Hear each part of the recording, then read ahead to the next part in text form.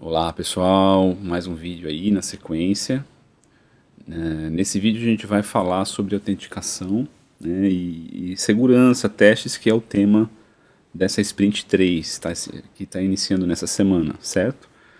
O vídeo atrasou um pouquinho aí, mas estou conseguindo publicar. Para compensar isso, eu fiz um ajuste também no final da Sprint, que agora vai até o dia 16, tá? É uma terça-feira. Então, tudo isso está atualizado aqui direitinho, né, no cronograma, tá? Outra mudança importante, pessoal, que eu já vou falar aqui no começo é sobre a prova que vai acontecer na terça-feira que vem, no laboratório. Então eu já vou mostrar aqui os detalhes da prova, mas olha só, a parte de autenticação e testes que a gente vai ver nessa sprint, a sprint 3, né, não cai na prova, tá, pessoal? Eu revi essa antes, inicialmente iria cair, né? Mas como vocês não praticaram o conteúdo, né, não adianta só publicar o vídeo, porque vocês vão ter pouco tempo até a prova para estudar.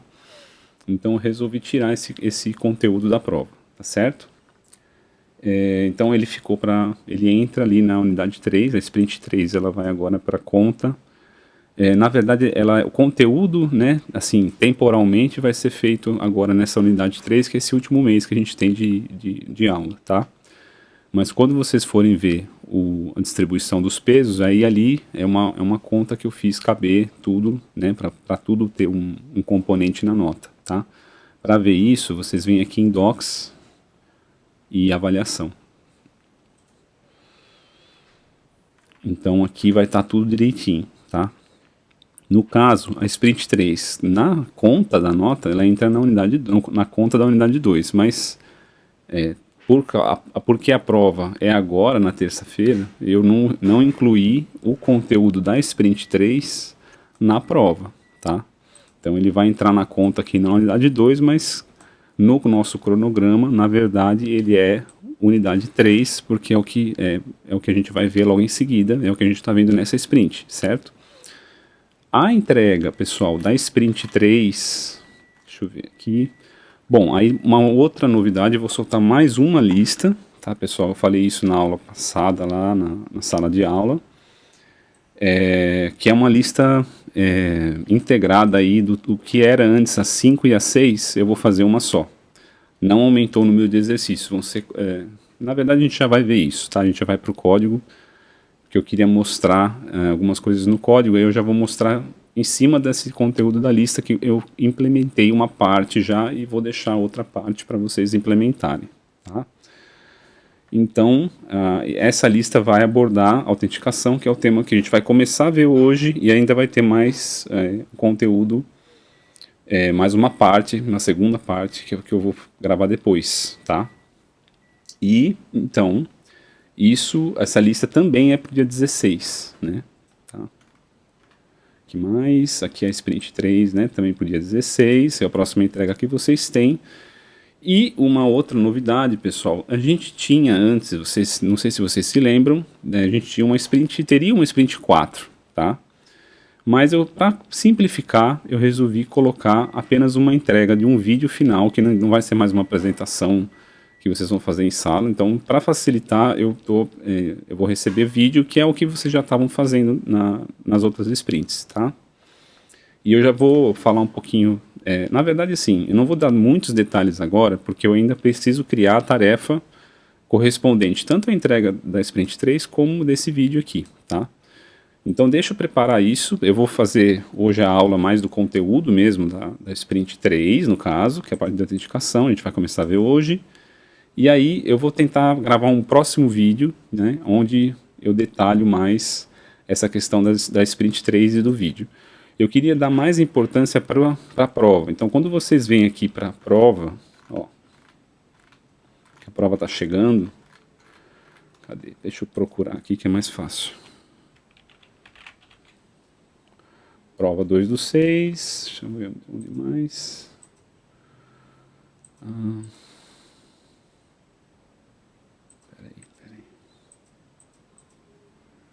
Pera, não tô achando. Só um minutinho, pessoal. Formato da prova, tá aqui, pessoal. Eu dei uma atualizada aqui. Agora que eu percebi que eu não consegui tirar, eu ia fazer um tracejado nele e eu acabei usando errado, que eu tenho que colocar mais um tio. Aí, bom, enfim, esse conteúdo aqui sai, né, da prova, tá? Então na prova só caem os conceitos vistos aí até Sprint 2, incluindo, né, Sprint 2 e lista 4, tá? A prova vai ser no multiprova, que essa é a mensagem que eu mandei para vocês, né, no Discord.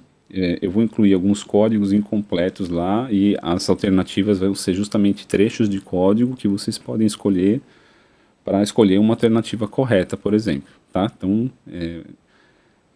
pergunta fechada, né? Não, ainda estou preparando a prova, tá? Mas você já vai estar disponível no multiprova para vocês olharem lá, não abrir, né? Para começar, mas vocês vão ver ela listada lá.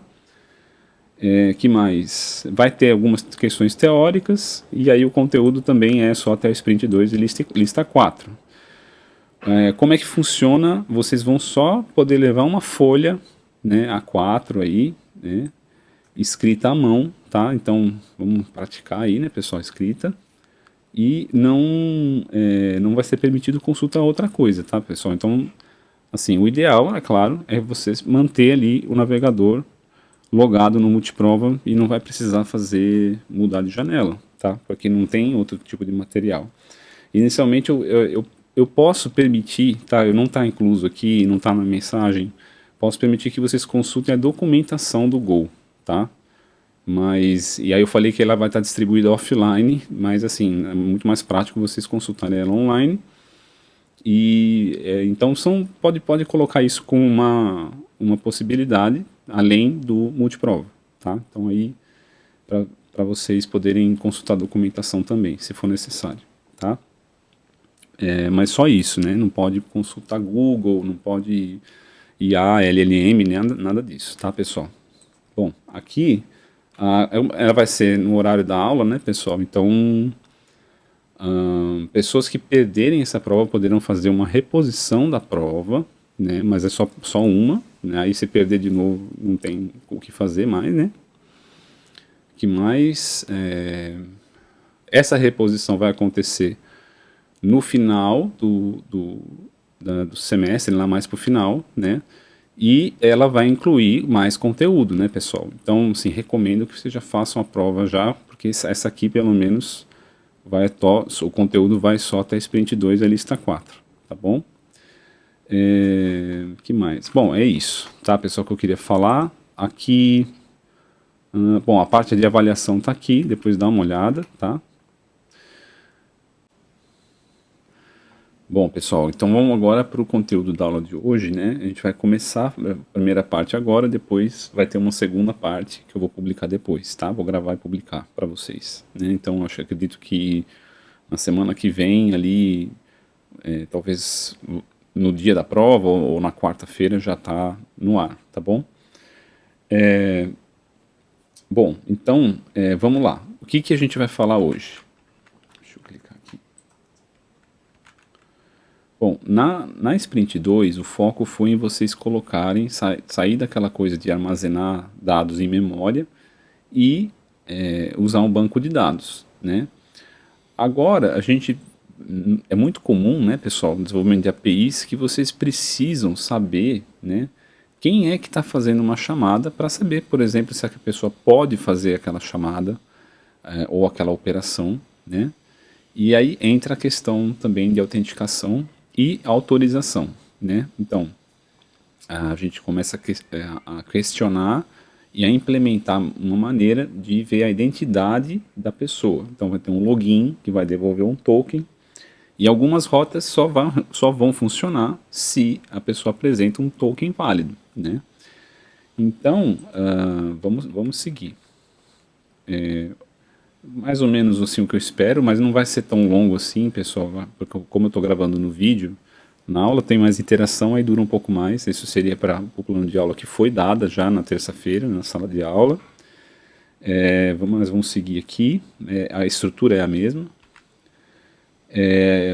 Autenticação versus autorização, pessoal, são diferentes, né? Porque você tem aí dois conceitos diferentes, né? Então, A autenticação é aquela que consegue dizer que você é você, tá?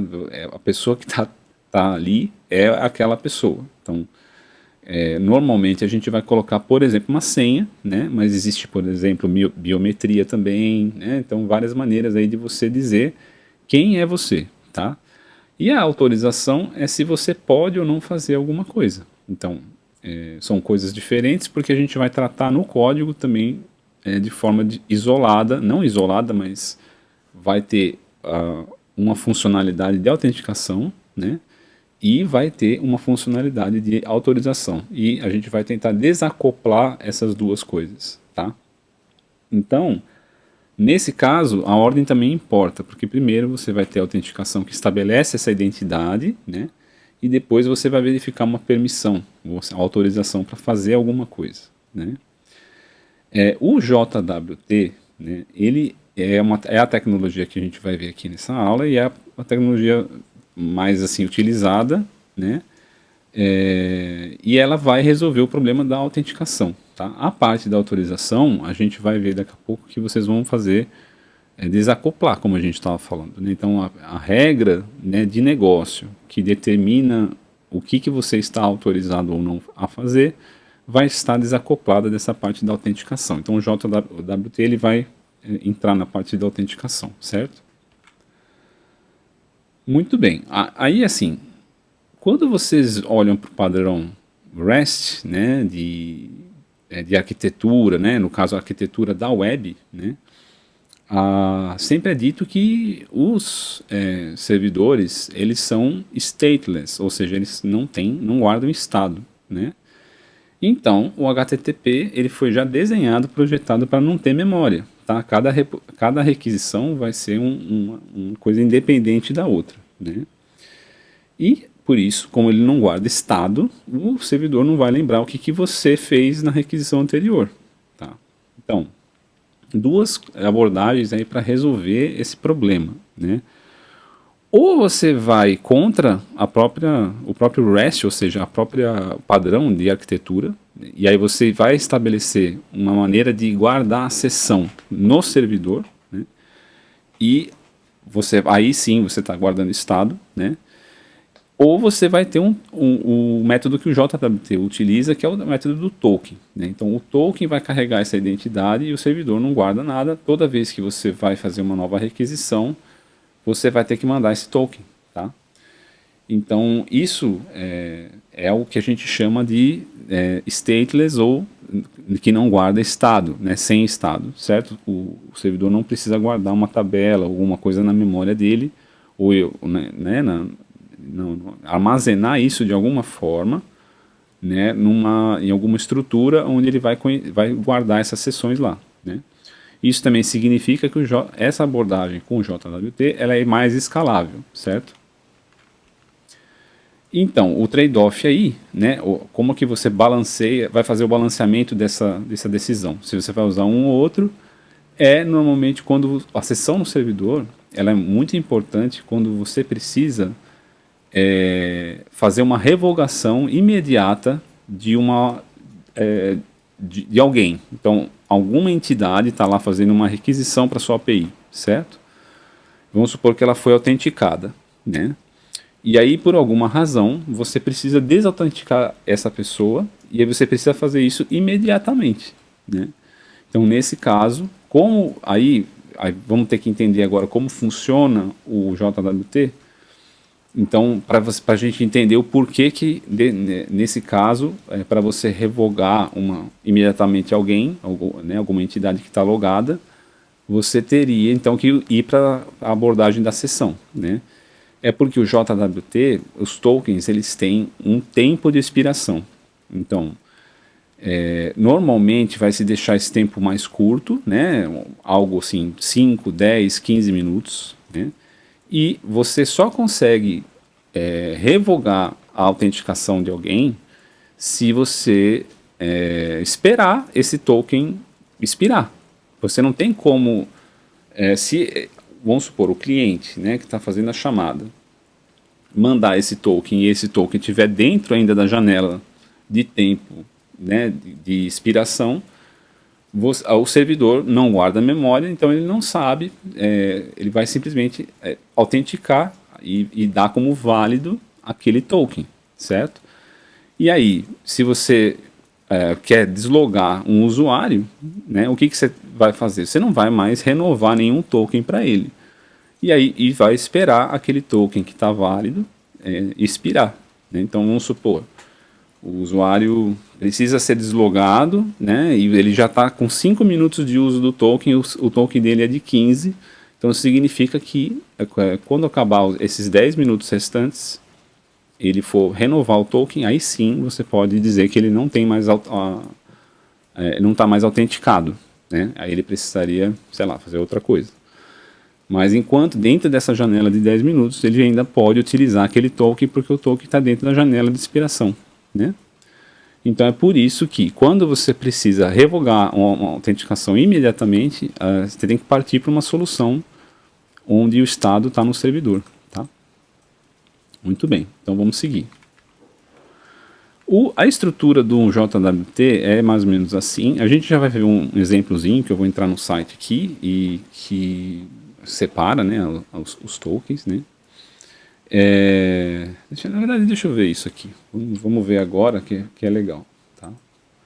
Então, por exemplo, né, pessoal, esse token aqui, ó, tá vendo esses pontinhos? Então, né? Aqui é uma parte, né? Aqui é outra parte e aqui é outra, tá? Então, quando você vem decodificar isso aqui, você vai ter um cabeçalho que vai ter o algoritmo e o tipo, né? Então olha aqui, cabeçalho, algoritmo e tipo. Olha, eu sou um token JWT e eu vou usar esse algoritmo aqui, tá? Essa discussão sobre algoritmos, pessoal, eu vou fazer só uma introdução agora, que não é na verdade o foco da gente ver em profundidade os algoritmos mas tem basicamente dois tipos aí de algoritmos, né? E aí eles são diferentes, né, em arquitetura. A diferença justamente, deixa eu já passar para o próximo aqui, que eu acho que explica isso, aí depois a gente volta. Aqui, ó, tá? Então, o que acontece? Esse algoritmo, a gente vai usar na Sprint 3, vocês vão usar o mais simples, que é o HS256, que ele é simétrico. Então isso quer dizer que existe um segredo que é compartilhado ali entre as partes, né?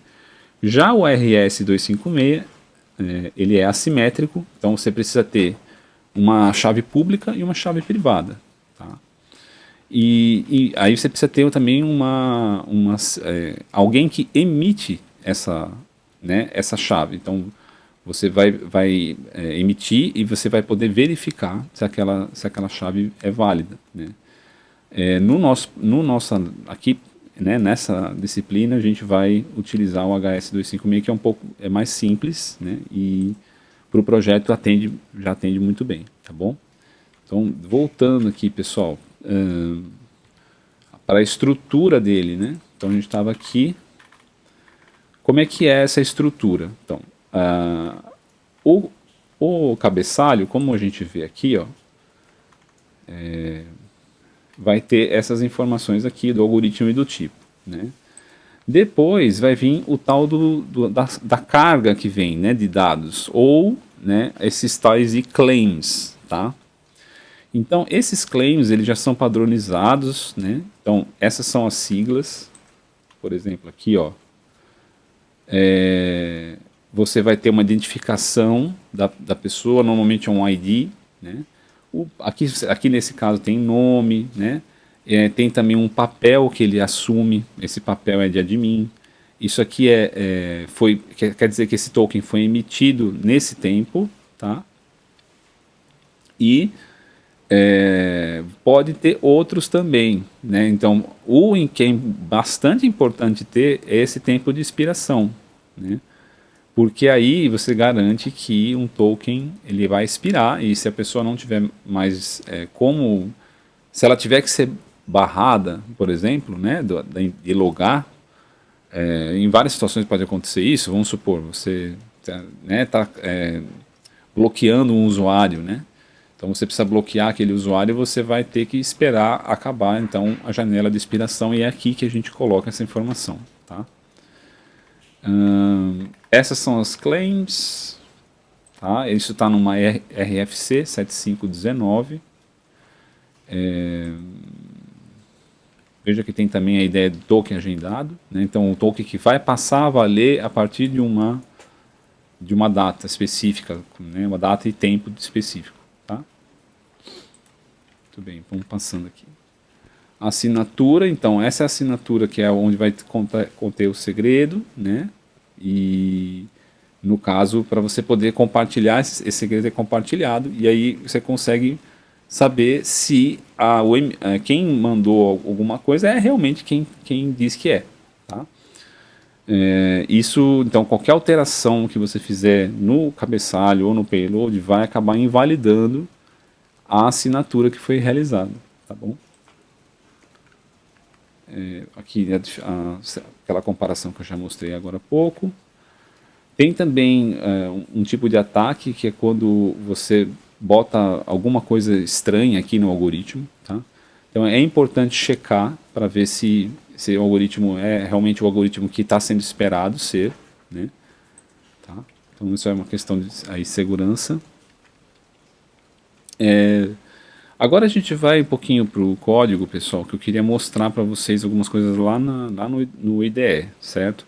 Mas o fluxo que vocês vão fazer na lista, né, a lista 5 mais 6 lá, que junta 5 e 6, e também vão implementar no projeto de vocês, né, é mais ou menos esse. Né? Então você vai acabar tendo um post ali, login, onde você vai tentar logar, o servidor vai conferir a sua senha, né? Se bater, ele vai gerar um JWT, um token, né? E vai devolver no corpo da resposta. O cliente aguarda, né, o token, e envia a cada requisição, ele guarda, desculpa, o token, e a cada requisição ele vai colocar lá no cabeçalho da requisição essa string aqui, com o token, né, a descrição do token que a gente já viu. E aí, quando isso chega no servidor, você vai ter um middleware que vai validar essa assinatura e as claims, por exemplo, a claim, e vai extrair, né, isso dado do que vem, o do JSON, né, que está vindo, e vai validar, por exemplo, também o tempo de expiração, se esse token ainda é válido. Né. E por que a gente está usando um middleware? Porque é aí um padrão de projeto que vai ajudar a manutenção. Então, a parte de autenticação, ela está desacoplada do handler. O handler em si, que é essa etapa 6, a requisição só chega nele se o usuário já tiver com a autenticação validada. Tá? Então, o próprio middleware, se não consegue validar esse token, ele vai retornar isso já diretamente para o cliente, e nem essa requisição nem chega na camada do handler. Deu para entender? Perdão. Então, o handler ele já sabe qual que é o usuário. Quando chega para ele a requisição, isso quer dizer que o usuário está autenticado, certo? E aí o handler vai tratar da parte da autorização. Lembra que a gente falou no começo da aula? Que é para saber o que aquele usuário, com aquela autenticação, com aquela identidade, se ele pode ou não fazer aquilo que ele está pedindo para fazer. Né? E aí entra a questão também do papel, aquela que a gente viu aqui até, né, pessoal?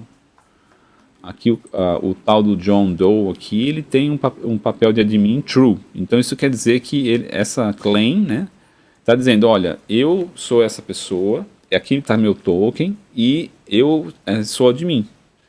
Então aí vai depender do servidor poder, primeiramente, validar a autenticação dele com o token, e depois, quando chegar a requisição do John Doe no handler, né, responsável por tratar daquele tipo de requisição, naquela rota específica, aí ele vai ver se o John Doe pode agir como admin.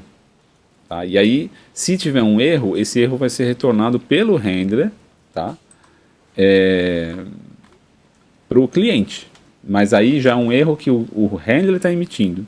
Veja que quando volta um erro do middleware é um erro de autenticação. Quando volta um erro do handler é um erro de autorização, tá, pessoal? Então, beleza. Então agora vamos para o código. Boa, pessoal. Então estamos aqui no código. Achei melhor. Tem uns slides lá que estão com código, depois vocês dão uma olhada. Mas eu acho melhor mostrar aqui, tá? Fica mais claro e a gente já consegue ver também a lista, né, pessoal? Porque o que eu estou mostrando aqui vai ser a lista 5 e 6, tá? Então, nessa lista, tem uma parte que já está implementada e tem uma parte que vocês vão precisar implementar, tá? Então, o que já está implementado? Esse exercício 01, né, é o primeiro exercício, isso já está pronto, tá? Aí vocês vão trabalhar nessa pastinha API, cada exercício aqui vai ter um README separado e cada progressão aqui adiciona alguma coisa, tá? Então, aqui no caso, você vê, se você for aqui no README completo, ele vai usar, né, o primeiro exercício no segundo, tá? A API no exercício 2, ela utiliza uma parte do que já está implementada, tá?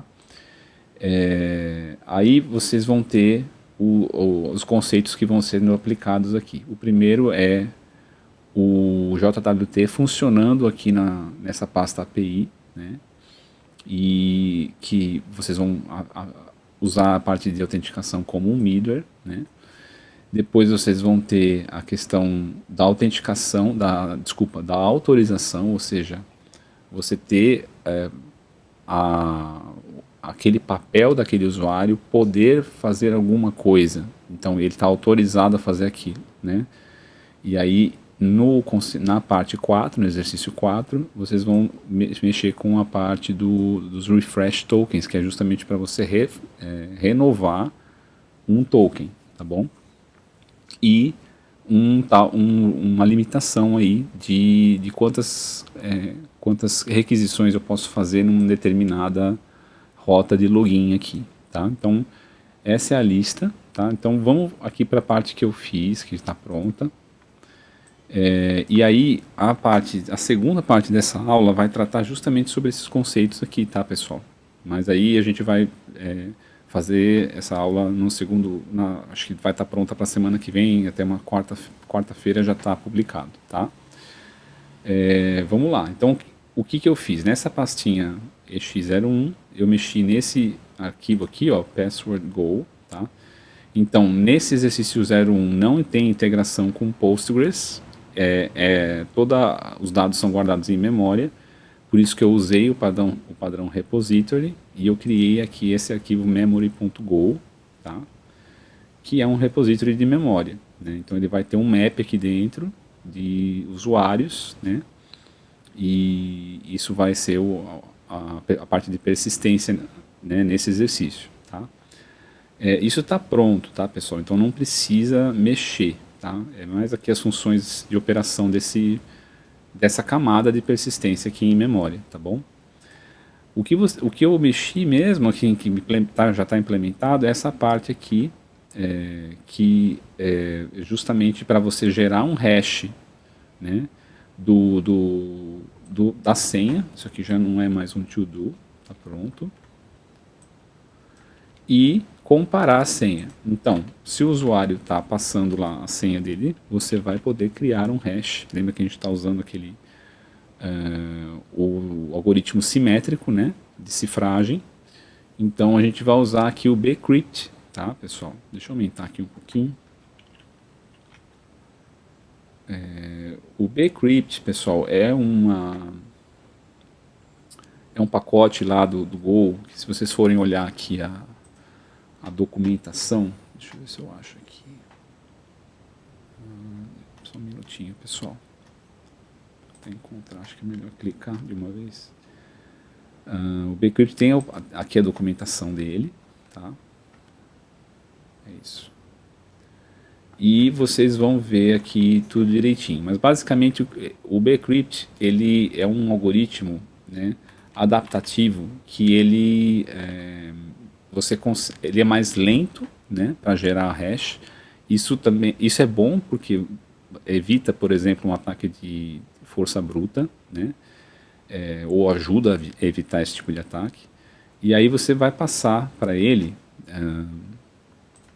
duas coisas: a senha, né, em claro, aqui nesse array de bytes, e esse default cost é uma constante só para indicar esse custo, né, que ele utiliza, é o custo computacional, tá? E isso vai se refletir no tempo que ele demora para gerar essa hash. Então, quanto mais alto, tem um valor mínimo e um valor máximo. Quanto mais próximo do valor máximo, né, ou quanto maior for, então entre mínimo e máximo, mais tempo computacional ele vai utilizar para gerar a hash. E a razão disso é que se você tem um determinado padrão, um nível de segurança na geração da hash, você consegue fortalecer essa segurança subindo esse custo, tá, pessoal? Então, basicamente, aqui eu usei o custo padrão, que isso não faz muita diferença para o nosso exercício, tá? Se vier um erro, ele vai retornar esse erro, né? E vai retornar também string, a hash vazia aqui, certo? Aí vai ter uma parte, vamos supor, o usuário está se cadastrando no sistema, você vai gerar essa hash, então você vai usar essa função aqui, tá? Aí, quando ele for logar, você vai ter que comparar, então, muitas vezes, a senha que ele passou com a hash que você tem armazenada dele, depois que ele já está cadastrado, né? Então, aí você vai usar essa função compare password, que por sua vez vai chamar compare hash and password, que é do pacote bcrypt aqui. E aí ele vai fazer essa comparação então entre a senha, né, e a hash. Tá? Se tiver um erro, ele vai retornar esse erro aqui, tá? Que é um erro a senha não bateu, certo? Muito bem, então a gente vem para cá agora. Esse arquivo está aqui, né, dentro desse auth, aqui essa pasta. Tá? E o que eu implementei também? O handler, né, justamente que vai responder, tá? Ao cadastro e ao login. Então vocês vão ver aqui, esse não é um to-do, eu já fiz. Então ele tem uma rota auth register, tá? Que é para justamente cadastrar aquele usuário, né? Aí tem aqui a sequência do que eu faço. Aqui dentro a gente já vai olhar. Tem aqui uma estruturazinha privada desse arquivo, que é justamente a estrutura do meu JSON que eu recebo, né? Aí tem a rota auth login, né? E isso é para fazer justamente o login, né? Então tem o login aqui, tá? Esse método, né? Então vamos ver aqui, pessoal. Essas funções aqui em cima são auxiliares, né? Então aqui tem também estruturas auxiliares, tá? O request que vai vir para você cadastrar o usuário, que vai vir com um e-mail e uma senha, né? A resposta para esse usuário, né? Vai ser um JSON também, né? A resposta de erro vai ser também, então a gente está usando o JWT, vai ser tudo JSON, né? E a gente tem aqui a função de escrever JSON e escrever erro, né? Mas o que eu queria mesmo mostrar é essa aqui. Então o cadastro aqui do usuário vai seguir essa sequência, né? Então primeiro ele vai receber então um pedido, né, de cadastro, certo, pessoal? O que ele faz? Ele pega e tenta decodificar esse JSON, né? Se ele não consegue, ele vai retornar um erro, vai escrever esse erro como resposta, como um JSON inválido, tá?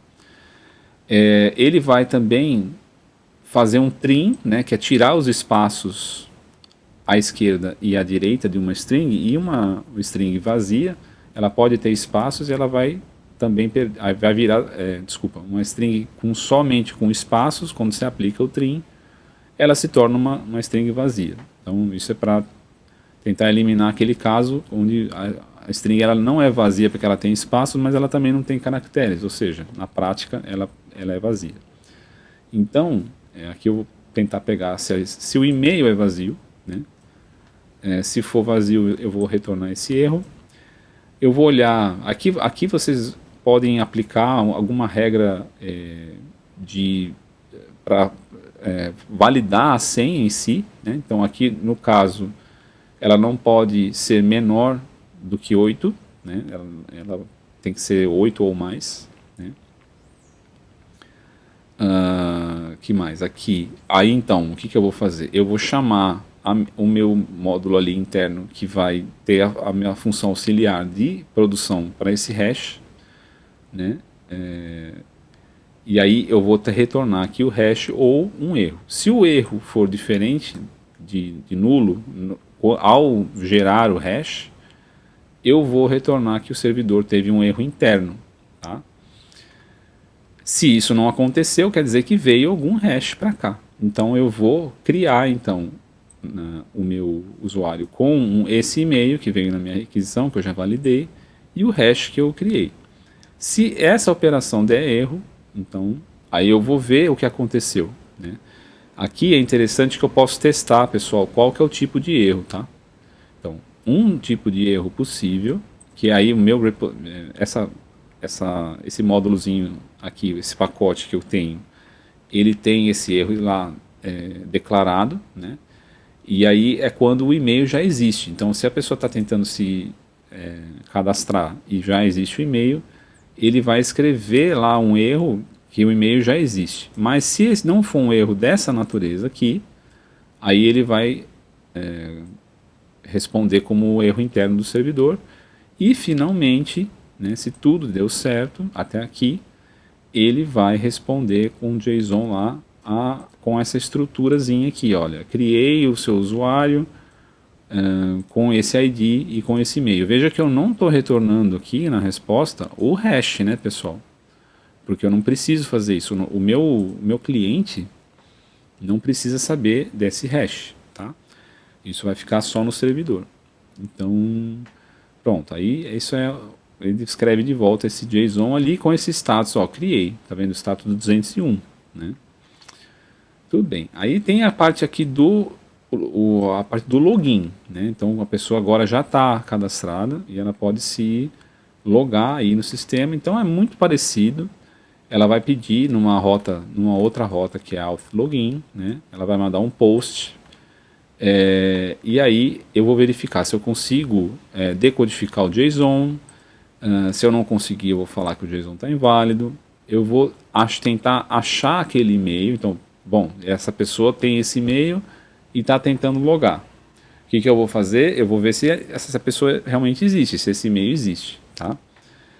Se der problema nisso, eu vou verificar primeiro se o erro é do tipo, olha, não encontrei esse usuário, né? Mas veja, se eu não encontrei o usuário, eu vou retornar o status não autorizado, que seria aqui o 401, e vou falar que as credenciais são inválidas. A gente já vai ver que essa mensagem é utilizada também, ó, quando a senha não bate. Então, é justamente para não vazar informação de que aquele usuário não foi encontrado, tá? Deixar ambíguo, né? Justamente por segurança, para evitar aí ataques de segurança onde a pessoa consegue, pela resposta, ela consegue saber se um usuário existe ou não, por exemplo. Tá? Como você quer proteger isso, você coloca essa mesma mensagem genérica aqui de credencial inválida, tanto quando se der um erro aqui do usuário não existe, como se der um erro na senha. Tá? Muito bem. Se não for esse de credencial inválida, que eu estou justamente verificando aqui, ó, né? Então é um erro genérico também de servidor, tá? Aí não é um erro de credencial, é um erro de servidor. Aí tem aqui, pessoal, a parte de comparação da senha, porque aqui deu certo, então ele encontrou o usuário, tudo certo. Agora eu vou ver se as senhas batem, né? Então eu vou passar justamente o hash do usuário e vou pedir, né? Vou pedir desculpa, pessoal. Eu vou passar a senha, né, que ele passou e o hash desse usuário para ele fazer a comparação naquela função que a gente já viu, tá? Se der um erro, teve um erro de password mismatch, aí eu vou falar que a credencial é inválida também, aquele mesmo erro genérico lá. Se não for de password mismatch ou um erro de credencial, é um erro interno. E finalmente eu vou responder se tudo deu certo, status ok, ou seja, eu vou passar aqui, olha, legal, você logou, né? Aqui que está a minha, aqui é o ID e aqui é o e-mail, certo? Então, pessoal, aí agora eu vou publicar isso lá no Classroom, tá? Entre hoje e amanhã, no máximo de manhã já está publicado isso lá. Eu só preciso fazer mais um teste ali com a parte ver se está funcionando, porque na lista 4, pessoal, eu não sei se vocês perceberam, mas tinha um probleminha ali no... Eu ainda estou depurando lá, mas alguns alunos conseguiram consertar e mudaram. Aquele arquivo lá que roda o Actions, ele não estava dando algum erro lá ao subir o Postgres. Ele subia, mas aí alguma coisa... Eu não entendi muito bem ainda qual é o erro, mas eu vou dar uma olhada. E eu sei que alguns alunos conseguiram resolver, tá? Então eu preciso tentar, quando eu for montar esse arquivo lá, para fazer a tarefa, eu espero que não dê nenhum problema, tá? Se der problema mesmo assim, pessoal, o que eu vou considerar é o que vocês comitaram. Então, tá rodando local aqui, né, professor? Então, às vezes é o script de build mesmo que está com problema. Se você não conseguiu consertar o script de build, pode deixar o que estava rodando local lá comitado no repositório, porque eu vou olhar o seu código de qualquer forma. Eu não vou olhar somente os testes, se eles passaram ou não, tá bom? Principalmente na lista 4 que está com problema, né? Então, pessoal, aqui está rodando o exercício 1. Se eu rodar aqui, ó, goTest, ponto, barra, ponto, ponto, ponto, isso significa, a partir dessa pasta que eu tô, raiz, rode todos os testes que você encontrar. Por isso que até você vai ver que às vezes não tem algumas pastas que não tem arquivo de teste, então ele vai falar, ó, não tem arquivo de teste aqui, tá? Mas se eu rodo isso, eu vou ver que deixa eu ver, passou, tá vendo? Ó, tudo certo, né? Então agora ele tem testes também para o exercício 2, 3 e 4, né? E eu vou colocar essa tarefa lá no Classroom até ela vai estar aberta até dia 16 de junho, tá, pessoal?